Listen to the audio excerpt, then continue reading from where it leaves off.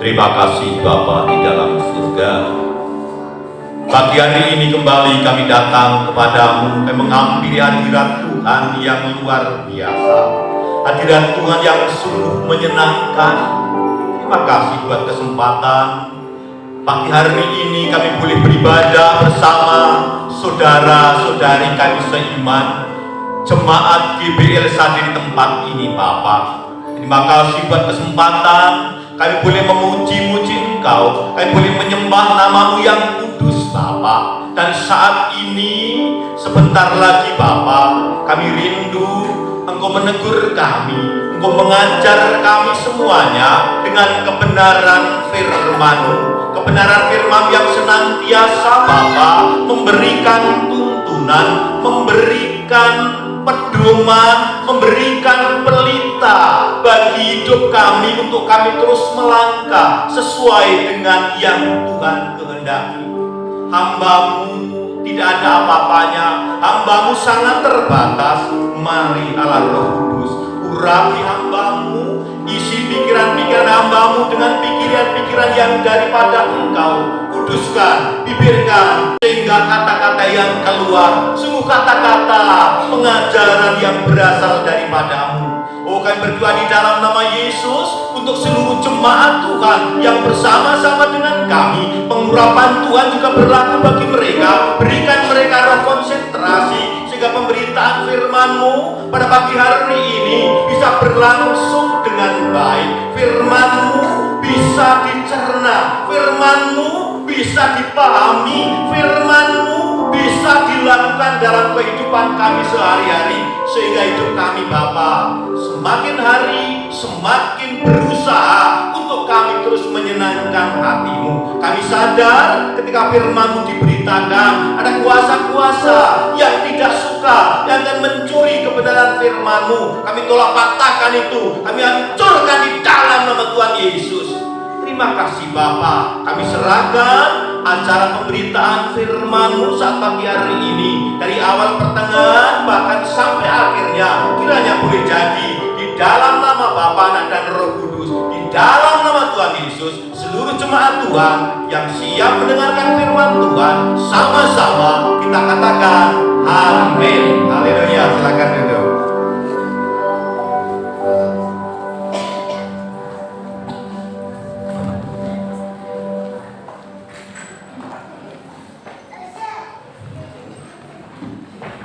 Shalom Ibu Bapak.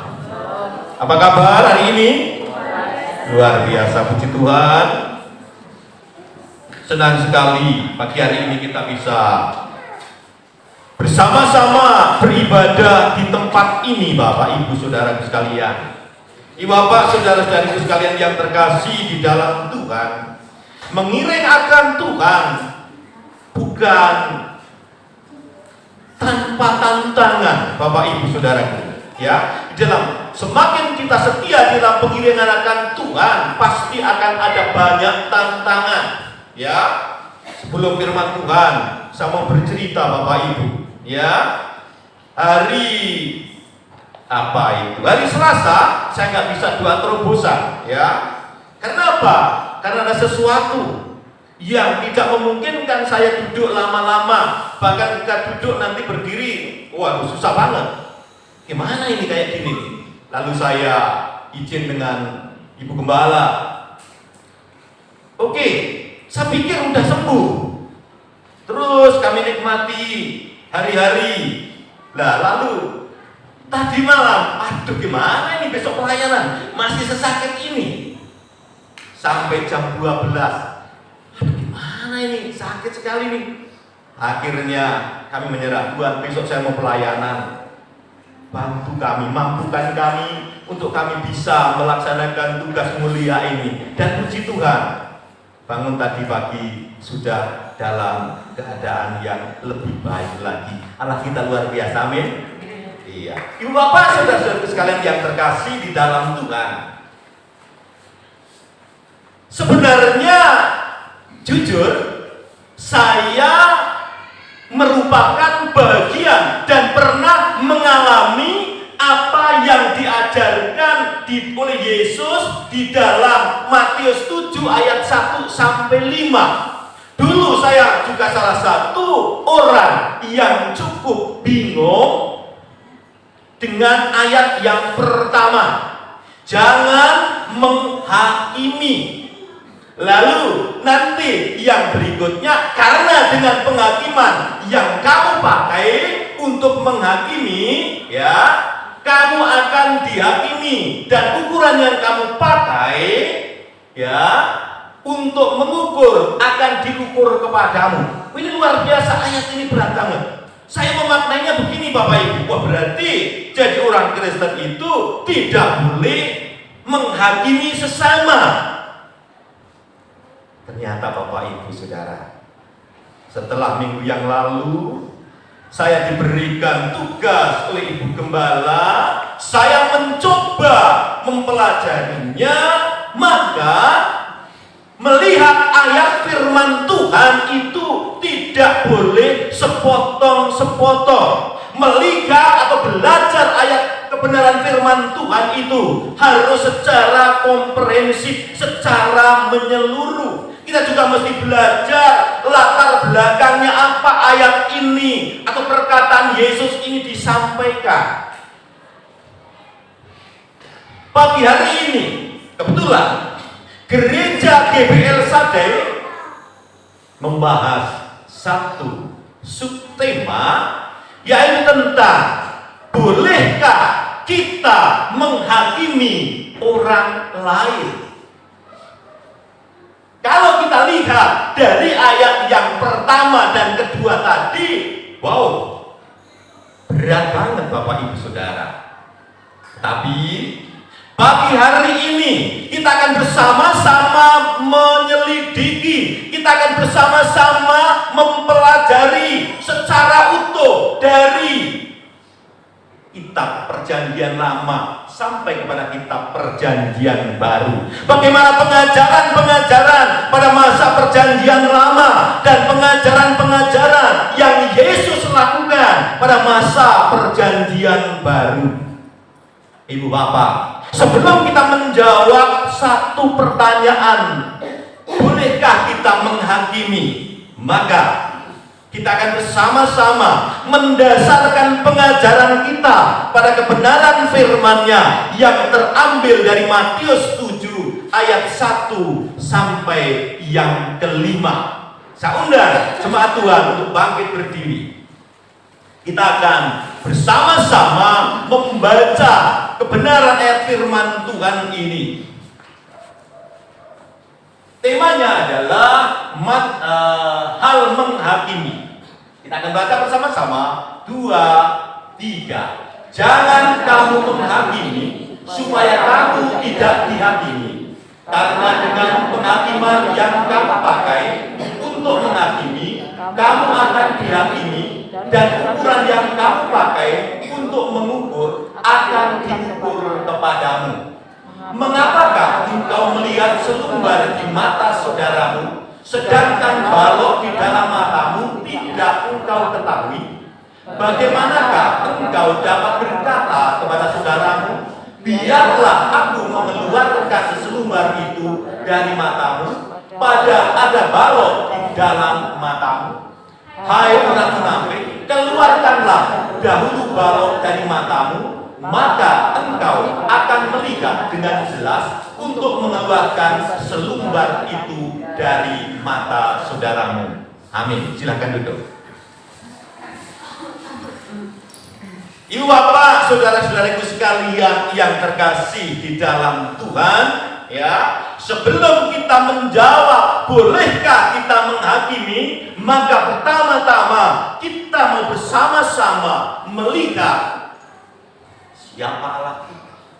Allah kita adalah Allah yang adil, Allah yang tidak akan pernah kompromi dengan dosa, dengan kesalahan. Ya, itu yang pertama. Ya, sejak dari awal semula Allah sudah menghakimi, bahkan ketika manusia pertama jatuh ke dalam dosa, Allah tidak ada kompromi. Allah tidak membiarkan hal itu akan terjadi. Seperti dijelaskan di dalam Kejadian 3 ayat 9 sampai 23. Demikian pula di dalam Kejadian 6 sampai 9. Ya. Yang pertama berbicara tentang kejatuhan Adam dan Hawa. Ya. Nah, ketika Hawa sudah memutuskan Hawa dan Adam ya untuk makan buah terlarang, maka dia putus hubungan dengan Tuhan. Ya. Putus hubungan dengan Tuhan. Lalu berikutnya di dalam Kejadian 6 sampai 9 berbicara tentang peristiwa Nuh, air bah. Ketika manusia sudah semakin jatuh ke dalam dosa, maka Allah tidak tinggal diam. Allah bertindak untuk membereskan itu. Betul, Allah itu adalah Allah yang maha kasih. Tetapi di dalam kasih itu juga ada keadilan, ya. Harus memberikan sanksi terhadap pelanggaran, ya. Setiap dosa ada konsekuensi. Ya, ada konsekuensi Bapak Ibu Saudara, ya. Jadi ada penghakiman, ya. Kenapa? Karena akan mengganggu hubungan antara manusia dengan Allah. Ingat, Allah kita adalah Allah yang kudus. Allah yang kudus tidak bisa diampiri. Ya, waktu Perjanjian Lama oleh hal yang berdosa, maka harus dibereskan. Ya, oke, itu yang pertama Bapak Ibu. Lalu bagaimana nanti pengajaran-pengajaran di dalam Perjanjian Lama, di dalam kitab-kitab Ibrani? Allah sendiri memberikan otoritas kepada manusia untuk menghakimi sesamanya. Bapak Ibu, sebelum saya lanjutkan, saya ingin bertanya. Hai Pak Togar, ketika Pak Togar melihat Pak Joni melakukan suatu kesalahan sebagai sesama saudara Kristen, apakah akan membiarkan? Itu Bapak Ibu. Kita, Alkitab mengajar kita sebagai orang Kristen untuk kita senantiasa mengingatkan, menguatkan, tentu dalam kerangka kasih. Mengingatkan, menguatkan dalam kerangka kasih, bukan bermaksud menjatuhkan. Ya, bukan bermaksud menjatuhkan. Nah ini. Nah, maka untuk menciptakan suatu keteraturan yang Allah inginkan tadi, Allah memberikan otoritas kepada sahabatnya, kepada hambanya yang luar biasa, yaitu Musa. Ya, Musa diberikan undang-undang, diberikan aturan bagaimana menangani setiap persoalan yang dihadapi oleh bangsa Israel. Ya, ini luar biasa. Jadi Tuhan kita luar biasa untuk menyelesaikan perkara-perkara yang terjadi. Nah ini, bahkan nanti selanjutnya Musa juga Allah juga mengangkat hakim-hakim. Kalau Bapak Ibu Saudara ingat, ketika Musa melakukan itu seorang diri, maka ada seorang yang peduli dengan apa yang dilakukan oleh Musa. Ya. Ketika Musa menghakimi bangsa Israel sepanjang hari, maka Musa capek, maka diingatkan oleh mertuanya yang bernama Yitro.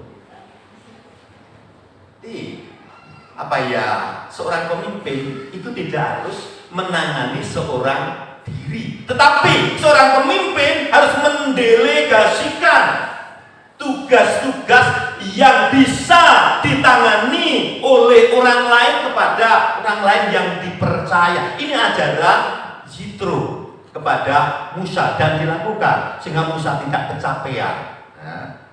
Allah sendiri di Gunung Horeb memberikan undang-undang 10 perintah Allah. Ada dua pokok utama yang diajarkan di dalam 10 perintah Allah. Bagaimana hubungan manusia dengan Tuhan dan hubungan manusia dengan manusia diatur di dalam 10 perintah Allah. Ini luar biasa. Jadi sudah Tuhan berikan seperti itu di zaman Perjanjian Lama. Ya. Jadi ada mekanisme bagaimana bangsa Israel, ya, bagaimana berurusan dengan dosa, ya. Jadi mengangkat hakim-hakim, mengangkat raja-raja, ya, untuk menghakimi bangsa Israel. Mari kita melihat ke belakang sebentar. Ketika bangsa Israel sudah berhasil masuk ke tanah terjanji bersama hambanya Joshua. Lalu setelah generasi itu habis meninggal, maka bangsa Israel hidup dalam ketidaksetiaan kepada Tuhan karena mereka generasi yang berikutnya ini tidak pernah melihat bagaimana kuasa Tuhan dinyatakan sepanjang perjalanan dari Mesir sampai ke tanah terjanji. Akibatnya bangsa Israel hidup di dalam ketidaksetiaan kepada Allah. Di saat itulah Tuhan mengangkat hakim-hakim. Ya. Jadi setelah itu Tuhan mengangkat hakim-hakim.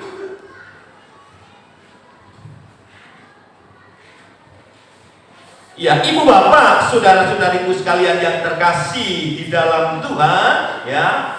Kalau bapak ibu saudara yang sudah membaca di dalam Alkitab kita,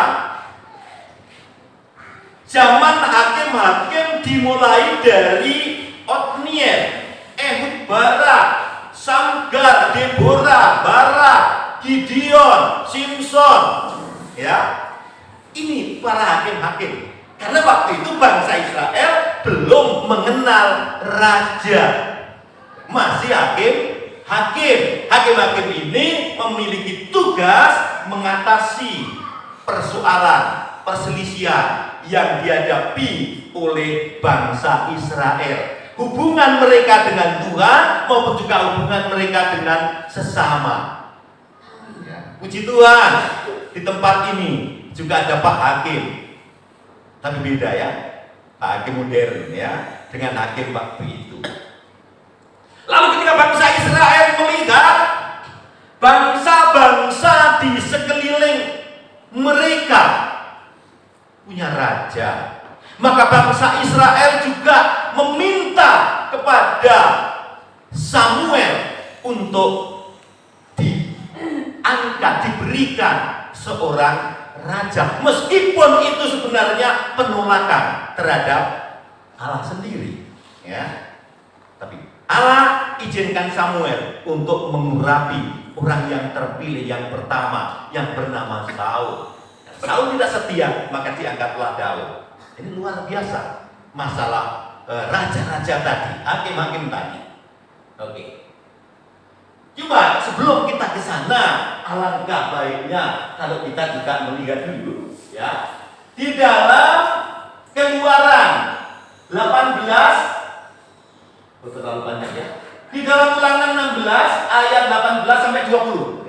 Hakim-hakim dan petugas-petugas haruslah kuangkat di segala tempat yang diberikan Tuhan Allahmu kepadamu menurut suku-sukumu. Mereka harus menghakimi bangsa itu dengan pengadilan yang adil. Ayat 19. Janganlah memutarbalikkan keadilan, janganlah memandang bulu, dan janganlah menerima suap, sebab suap orang bijaksana dan memutarbalikkan perkataan orang yang benar. Dalam ayat ke-20, semata-mata keadilan itulah yang harus kau kejar supaya kau hidup dan memiliki negeri yang diberikan kepadamu oleh Tuhan Allahmu. Ini langsung ya.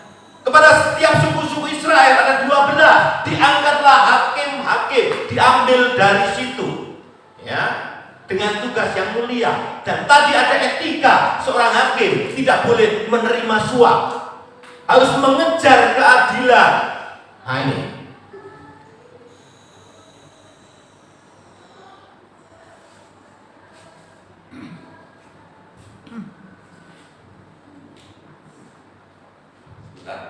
Nah, praktek menghakimi di dalam perjanjian baru juga ada, Bapak Ibu Saudaraku sekalian. Yesus sendiri juga memberikan ajaran kepada para rasul tentang menghakimi. Ya, memberikan ajaran kepada para rasul tentang menghakimi. Ya.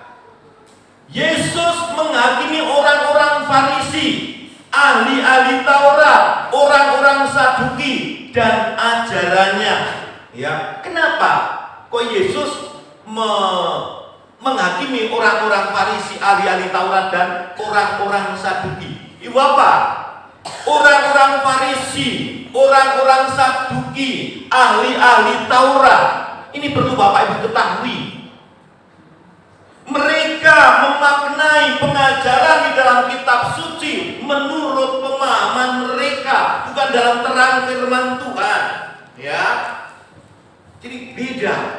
Mereka lebih mengutamakan adat istiadat, bukan kebenaran firman Tuhan. Nah, ini penting sekali Bapak Ibu Saudara. Di dalam Matius 6 ayat 1 sampai 9 berbicara tentang perintah Allah dan adat istiadat Yahudi. Nah ini perikopnya. Jadi di sini dikatakan seperti ini. Kemudian datanglah beberapa orang Farisi dan ahli Taurat dari Yerusalem kepada Yesus dan berkata, "Mengapa murid-muridmu melanggar adat istiadat nenek moyang kita? Mereka tidak membasuh tangan sebelum makan." Tetapi Yesus berkata kepada mereka, "Mengapa kamu pun melanggar perintah Allah demi adat istiadat nenek moyangmu?" Ya. Sebab Allah berfirman, "Hormati ayah dan ibu," dan bla bla bla bla bla bla. Ada penekanan. Ahli-ahli Taurat lebih menghargai adat istiadat. Ini yang diingatkan oleh Yesus, ya, bukan perintah Allah, tapi lebih perintah adat, perintah leluhur. Bapak Ibu Saudara, ketika seseorang, entah itu orang Kristen atau orang apa, ketika masih terkungkung oleh adat, maka dia pikiran tidak akan pernah maju. Yuk, kita ke Jawa Barat. Lebak, Banten, itu tidak jauh dari ibu kota. Maju enggak? Tidak. Kenapa? Masih sangat kuat ikatan adat. Kalau orang Kristen dari tempat ini sudah dimerdekakan oleh firman Tuhan, amin. Sudah dimerdekakan belum? Atau masih terikat adat? Bertobat. Firman Tuhan pakai keras, ya.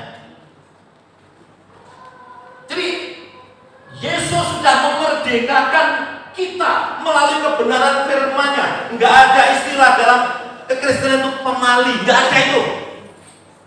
Kempunan enggak ada itu. Pusat enggak ada itu. Ya, itu pengajaran-pengajaran dari nenek moyang. Ya, kita sudah tebus oleh darah Yesus, kita sudah ditebus oleh darah Yesus, sekali lagi bebas kita, ya, bebas. Jadi jangan terikat kepada adat. Baik. Lalu berikutnya, Yesus memberikan peringatan kepada kita untuk mengenali nabi-nabi palsu. Di di dalam dan di antara anak Tuhan. Nabi palsu Bapak Ibu itu bukan dari luar, tapi di dalam gereja. Sekarang kemarin sudah di-upload oleh Ibu Erika, ada Kristen progresif. Karena itu jelas kelihatan. Yang menjadi masalah itu kalau terjadi penyusupan di dalam gereja kita, ada pengajaran yang berbeda, yang tidak ketahuan. Ini bahaya. Kalau Kristen progresif jelas itu musuh, itu sesat. Tapi kalau dari dalam, nah ini yang repot, ya. Jadi kita harus mengenali, ujilah setiap pengajaran, lihat buahnya, dan uji dengan apa? Kebenaran firman Tuhan, ya, firman Tuhan yang paling utama. Jika tidak sesuai dengan firman Tuhan, maka ya sudah, itu salah. Contoh, gini, Kristen progresif, semua orang itu akan selamat sekalipun bukan orang Kristen. Yang penting mereka berbuat baik. Coba gimana? Alkitab mengajar apa? Kalau tidak percaya kepada Yesus, selamat tidak? Tidak. Siapa kebaikan kita? Ya. Berbeda kasus dengan orang yang itu kan sudah menolak, ya jelas ya. Orang yang belum mendengar firman, ini beda dengan orang yang menolak firman, yang menolak Yesus. Karena belum ada yang memberitakan tentang Yesus, mereka belum mengenal Yesus. Ini beda kasus dengan orang yang sudah mendengar firman tapi menyangkal Yesus. Kematian kakak, ya. Kematian kakak, Bapak Ibu sudah. Kok berat ya? Iya. Akulah jalan kebenaran dan hidup. Barang siapa tidak melalui aku, tidak akan sampai kepada Bapa yang mengutus aku. Jelas ayatnya. Karena saya ngomong seperti ini kenapa? Saya sering berdiskusi dengan beberapa kawan, mereka mengatakan seperti usaha mempermasalahkan masalah agama, mau Kristen, mau Katolik, mau percaya Yesus atau tidak, yang penting berbuat baik. Kita nggak merugikan orang, kita pasti selamat. Selamat tadi lewat ya. Nah, bukan begitu apa kata firman Tuhan, bukan kata Pak Agus, enggak. Ya, jadi luar biasa. Oke. Lalu Yesus juga membolehkan atau memperbolehkan menghakimi atau menilai orang lain asal dilakukan dengan cara yang adil. Nah, ini. Jadi menghakimi orang lain, mengingatkan, mengoreksi orang lain harus dilakukan dengan adil. Di dalam Yohanes 7 ayat 24 di sana dikatakan, ya, Yohanes 7 ayat 24. Oke. Saya mau mengajak Bapak Ibu Saudara pagi hari ini untuk benar-benar bertamasya. 7 ayat 24 di sana dikatakan seperti ini. Ya. Janganlah menghakimi menurut apa yang nampak, tetapi hakimilah dengan adil. Menghakimi dengan adil, bukan menurut apa yang nampak. Tetapi pagi hari ini saya harus katakan, kita juga harus bijak memaknai hal yang seperti itu, bukan hanya semata-mata yang nampak. Tetapi ingat, kita juga punya interpretasi. Contoh, Bu Andor, boleh nggak Bu Andor kalau misalnya tiba-tiba menghadap Pak Bupati pakai sendal jepit, diterima nggak? Tidak. Boleh nggak Bang Joni menghadap Pak Bupati di kantornya pakai kaos oblong? Boleh nggak? Diterima nggak kira-kira? Pasti diusir. Saya jamin. Ini jadi orang Kristen di sini harus bisa memilah, harus bisa bersikap. Kalau kita menghadap Raja, segala Raja, Tuhan segala Tuhan, berarti harus memberikan yang paling baik, bukan paling mahal ya, paling baik. Itu ini menghakimi, luar biasa. Jadi kalau kita menghakimi tadi juga kita harus memang bijaksana ya. Baik, berikutnya Yesus juga mengajarkan bagaimana untuk menegur saudara seiman berbuat dosa. Jadi bukan langsung tembak, Pak Joni, salah itu di depan umum. Itu namanya tidak bijaksana. Alkitab kita mengajar bagaimana kita menegur di bawah 4 mata. Ya, ini bijak. Mengingatkan, mengoreksi bukan berarti tidak memberikan kesempatan kepada orang lain untuk memperbaiki diri. Tidak. Kenapa?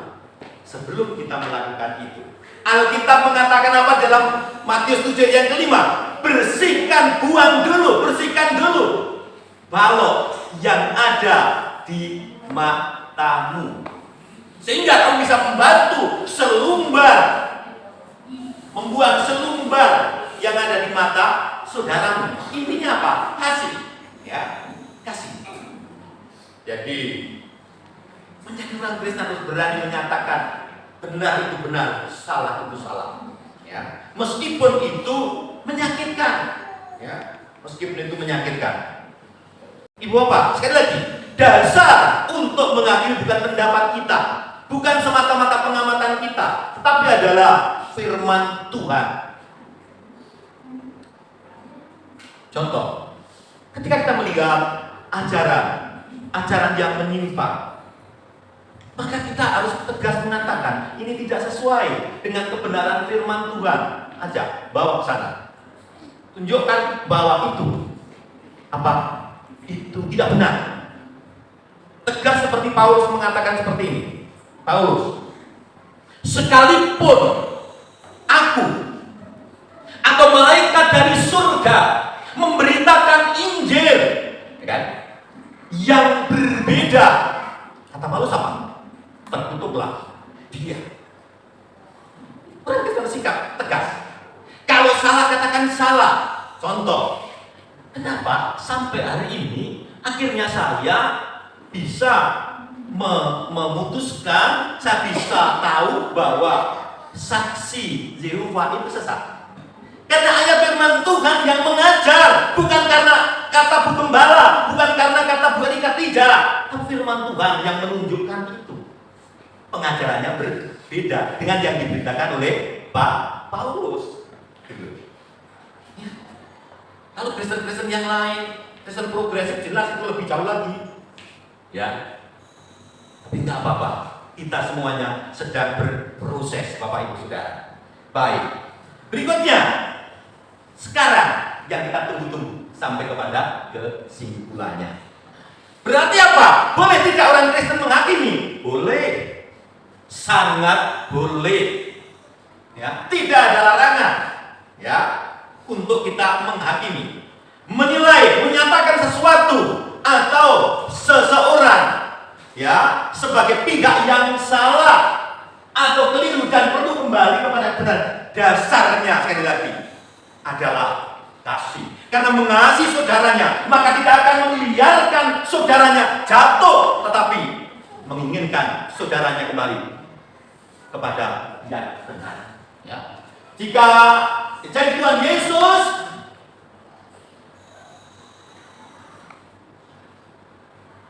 ayat yang disampaikan jangan menghakimi tadi, ya, sebenarnya harus dimaknai dengan benar, ya.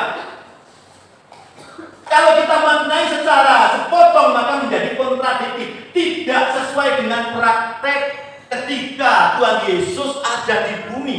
Tuhan Yesus juga melakukan itu, bahkan para rasul pun demikian, ya.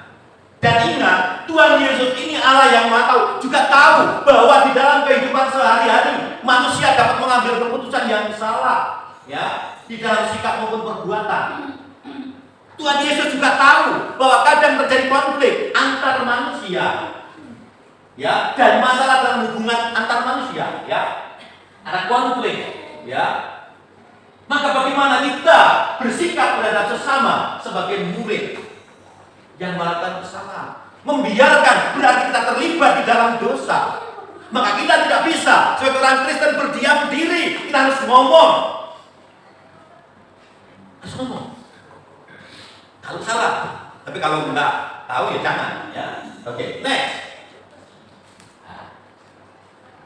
Kita dipanggil setiap orang Kristen untuk menunjukkan kasih tanpa syarat, ya, kepada sesama kita. Bukan berarti kita harus memberikan persetujuan tanpa syarat terhadap semua tindakan seseorang. Kalau salah, apakah kita harus setuju? Ya. Kalau salah, setuju? Tidak. Pasti kita akan nggak ikut, ya. Ini. Kita wajib mengasihi sesama meskipun tidak setuju dengan tindakannya. Bukan kita benci, ya. Kalau saya berbeda pendapat dengan ibu gembala, bukan berarti saya benci dengan ibu gembala. Tapi kita diskusikan. Ayo ibu, kita diskusi. Ayo bagus, kita diskusi. Asik kan? Iya, ini. Jadi wajib mengasihi. Ya. Misalnya tentang apa? Kepercayaan. Tadi saya baru saja ngomong kepercayaan. Kepercayaan yang salah apa kita membiarkan? Tidak. Tentang apa misalnya tadi? Pusat. Tentang apa? Pemali. Tentang apa? Hari baik. Tentang apa? Hari buruk. Kita tidak ikut. Tidak ikut berarti apa ya? Kemarin kami diskusi dengan anak didik juga begitu. Gini, toleransi. Toleransi itu apakah kita harus ikut? Pandangan saya begitu. Iya Pak. Iya atau tidak? Tidak ya. Toleransi berarti membiarkan orang lain meyakini dan melakukan apa yang diyakini itu. Tapi kita tidak harus ikut. Memberikan kesempatan. Tapi tidak harus ikut. Memberikan kesempatan. Membiarkan. Tapi kita juga harus memberitakan firman. Agar apa? Hal itu keliru ya katakan keliru. Ya. Oke. Dalam hal persahabatan, dalam hal untuk keluarga, dalam hal pekerjaan, ada pekerjaan-pekerjaan yang tidak diperkenan Allah, kita harus katakan. Ya. Jadi ingat di awal tahun 2000-an, saya sudah sering sampaikan di sini. Ketika ada seorang ibu muda, saya berikan tantangan. Mbak, di dalam 10 perintah Tuhan ada perintah jangan membunuh. Percaya Mbak? Percaya Pak? Tuhan Yesus mengajarkan kasih, betul Mbak? Betul Pak. Kalau kasih itu apakah akan membiarkan orang lain menderita? Tidak Pak. Artinya gitu. Terus selanjutnya, Mbak, berikutnya, kalau sampean jualan yang menyebabkan kematian, yang mengganggu kesehatan sesuai dengan firman Tuhan tidak? Tidak ya Pak Guru ya? Tidak. Berani mengambil keputusan hari ini untuk berhenti? Siap Pak. Mau diberkati? Mau Pak. Puji Tuhan. Berani mengambil sikap dan benar-benar diberkati. 2021 atau 2022 ketika saya bersama istri ke sana, luar biasa. Yang dulu rumahnya itu dari kayu bulat-bulat itu berdindingkan bambu, sekarang rumah Pak Agus nggak ada apa-apanya. Kenapa? Itu sesuai dengan standar firman Tuhan. Memang prosesnya berat, prosesnya berat. Ya. Kita perlu membuat keputusan apakah akan mempercayai atau tidak. Tapi sebagai orang Kristen kita sudah dimerdekakan firman, harus tegas, ikut atau tidak. Ya. Penilaian juga diperlukan jika kita ingin menegur kesalahan atau mengkritik orang lain. Introspeksi dulu dong. Pak Agus kita ngomong, tapi nggak bisa melakukan. Itu apa? Jangan percaya dengan Pak Agus. Jangan percaya. Kenapa? Bersihkan dulu balok yang ada di pelupuk matamu, baru membantu saudara untuk membersihkan selumbar tadi. Ya, next. Masih banyak, tenang aja. Ya. Mengapa Yesus memberikan ajaran kepada kita tentang hal ini? Supaya kita lebih berhati-hati dan agar tidak terjerumus ke dalam kesalahan seperti yang dilakukan oleh orang-orang Farisi. Apa? Kesombongan rohani. Munafik. Ini ciri khas orang Farisi. Mereka tahu firman, tapi mereka juga yang melanggar firman. Mereka menutup pintu bagi para janda dari yatim untuk datang kepada Allah. Itulah pekerjaan Farisi. Maka ditegur oleh Yesus. Kita nggak bisa. Ya, kita harus tidak boleh memiliki kesombongan rohani atau menjadi orang yang munafik. Mencari, kata ibu minggu yang lalu, mencari apa? Amannya saja. Tidak. Jangan mencari amannya saja. Nah, Matius 7 ayat 1 dikatakan adalah perintah untuk tidak menghakimi dengan sembarangan. Sikap gegabah, kejam, dan tidak adil. Ini maksudnya ya. Jadi maksudnya boleh menghakimi, tapi jangan dengan sembarangan, jangan dengan sikap gegabah, jangan pula dengan sikap kejam atau tidak adil, tanpa mendengar alasan sesuatu. Kalau ada yang salah misalnya, yang tidak berkenan, itu dipanggil empat mata tadi. Berikan kesempatan untuk menyampaikan alasan. Kayak ibu kemarin waktu ibu bercerita tentang bimbingan, gitu. Masing-masing diberikan kesempatan. Lalu kita ambil solusinya, ya. Nah, menghakimi yang ditentang Yesus itu menghakimi seseorang bersalah, mengutuk. Celaka kau. Mengutuk tanpa memberikan kesempatan untuk memperbaiki diri. Nggak boleh. Tergesa-gesa. Itu nggak boleh, ya. Jadi biarkan kalau ada yang salah diingatkan, dikoreksi, dan diberikan kesempatan untuk memperbaiki diri. Saya masih ingat, Ibu, ketika saya masih di GBI yang lama, GBI kita ini, itu ada begini, khusus untuk para pekerja. Itu ketika melanggar etika, itu diberikan kesempatan berdiam diri. Masih ada ya? Nah, jadi ini pendisiplinan. Diberikan kesempatan berdiam diri, tidak diizinkan melayani. Bukan berjalan ke gereja, enggak. Ya, akhir. Itu waktu masih di sana, GBI yang di sana, masih ingat saya, ya. Nah, next. Yang dilarang oleh Yesus bukan tindakan menghakimi atau tindakan lain, melainkan menghakimi dengan cara yang salah. Ya.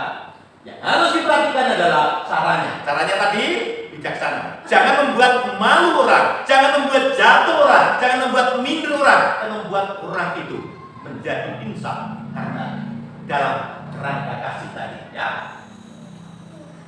Supaya, karena ini berhubungan dengan kalimat supaya kamu tidak dihakikan. Jika perlu mengkritik orang lain, lakukan dengan kasih dan dengan tepat. Jangan pula di depan umum. Ajak berbicara, ya. Empat mata. Ingat Bapak Ibu, kritik bukan untuk menjatuhkan, melainkan untuk membangun landasan kasih ini. Ditekankan di Tuhan Yesus di dalam pengajarannya. Matius 7 ayat 12. Kasih. Lima sebagai pemimpin pujian di sini. Benar kita memberikan kita. Oh Mima, ini tadi kok ketika kamu jadi WL kurang begini. Boleh enggak? Boleh. Oh bagus. Bagus kamu menyampaikan firman Tuhan begini, menyakiti hatiku. Sampaikan saja. Ya, saya selalu terbuka untuk kritik ya. Tapi tadi dalam kerangka kasih agar kita menjadi lebih baik lagi. Woi, ini gimana nih? Kok multimedianya enggak konsen? Makanya sebenarnya saya mau ngomong ini. Apa itu? Mungkin secara berkala, mungkin sebulan sekali Pak. Minimal sebulan sekali. Itu para pengajar kita. Itu ada evaluasi. Kenapa? Kita semuanya belajar, saling mengingatkan. Bagus salah katakan salah, tapi dalam kerangka untuk diperbaiki. Bang Joshua salah katakan Bang Jos, kenapa tadi nggak konsentrasi? Apa masalahnya? Oh, ternyata Bang Jos lagi nahan sakit. Itu bisa kan? Jadi ada alasan. Kenapa? Apalagi kalau berkaitan dengan BN ya. Pujian itu luar biasa, kunci utama. Nggak naik pujian kalau ada yang bermasalah satu saja. Terasa berat, ya. Jadi masih gitu. Oke, next. Yang terakhir, ya. Bagaimana kita dapat menerapkan perintah ini? Yuk, menghakimi. Ada 3 langkah yang coba saya temukan, saya renungkan. Yang pertama, kalau kita mau menghakimi, kalau kita mau mengoreksi, kalau kita mau mengingatkan, maka ayatnya yang kelima. Matius 7, ayat yang kelima. Keluarkan dulu balok dari mata kita. Ya.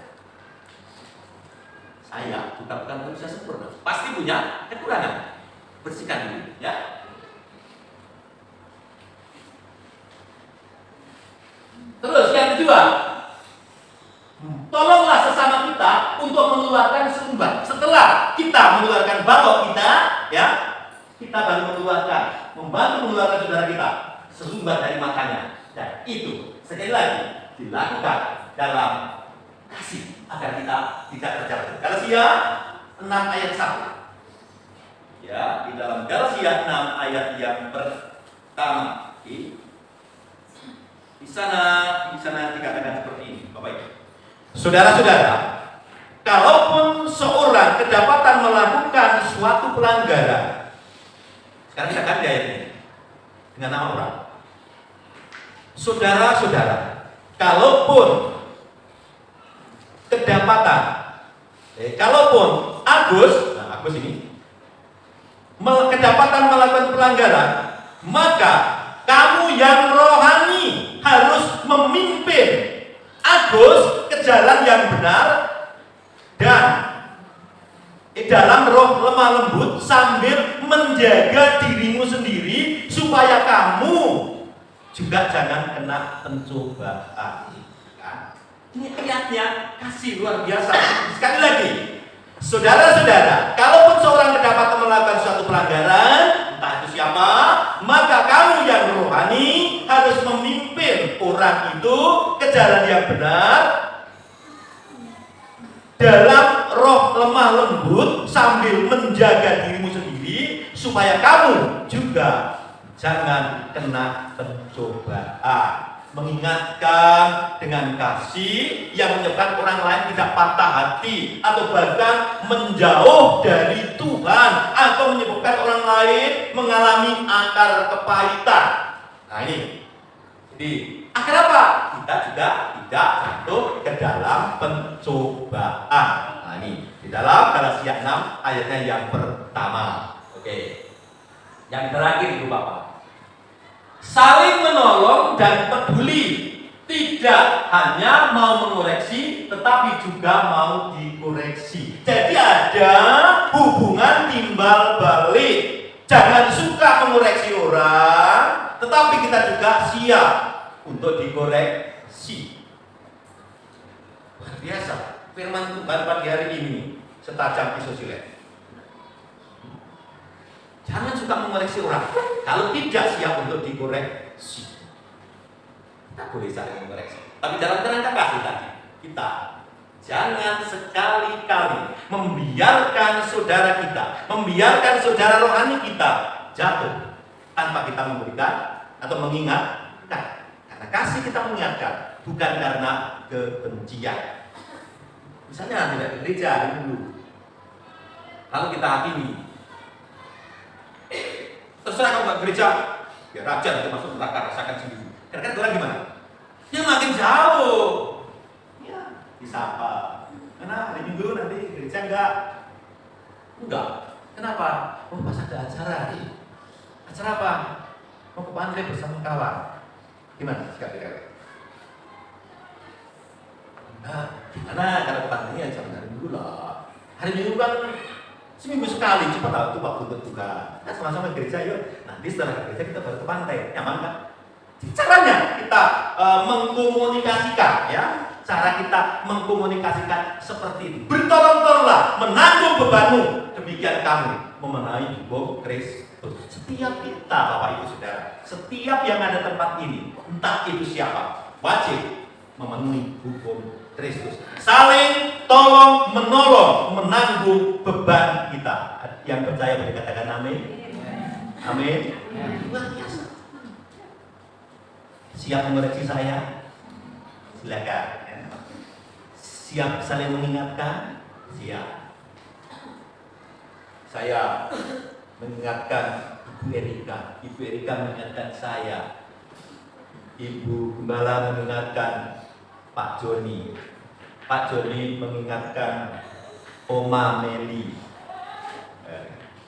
Kenapa? Untuk kebaikan. Misalnya hari Selasa ya, tidak terlalu besar. Itu sudah sering dipasang di sini. Yang pelayanan wajib datang. jam pelayanan wajib datang. Ya berusaha datang, kalau ada halangan dia bilang sama ibu, Bu, saya izin. Kenapa? Karena lembur, besok mau sidang putusan misalnya kayak Pak Ade. Nggak apa-apa pasti Ibu mengizinkan. Atau karena sakit. Intinya apa teman? Kita terbuka untuk kebaikan. Ibu bapak, ini firman Tuhan yang bisa saya sampaikan pagi hari ini. Firman Tuhan ini memang keras. Firman Tuhan ini memang tajam. Tapi percayalah Bapak Ibu, Tuhan Yesus mengatakan jangan menghakimi, bukan untuk kita menjadi patah semangat, tapi kita jemaat Tuhan GPL Sate menjadi lebih baik lagi, menjadi jemaat-jemaat yang serupa dengan Kristus yang percaya dikatakan amin. Tepuk tangan yang meriah. Udah ini berbagai untuk ke depan ya.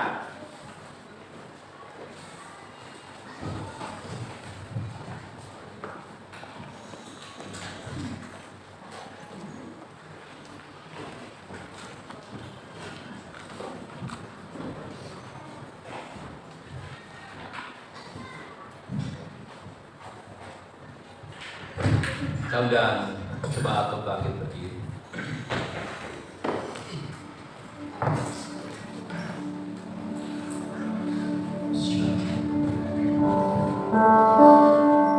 Terima kasih Bapa di surga.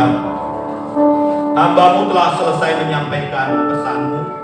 Hamba-Mu telah selesai menyampaikan isi hati Tuhan. Kami berdoa di dalam nama Yesus.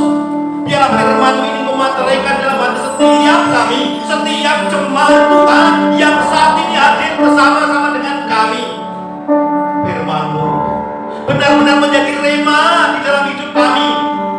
Kami menjadi orang-orang yang bijak, kami menjadi orang-orang yang mengasihi sesama kami, terlebih mengasihi Tuhan.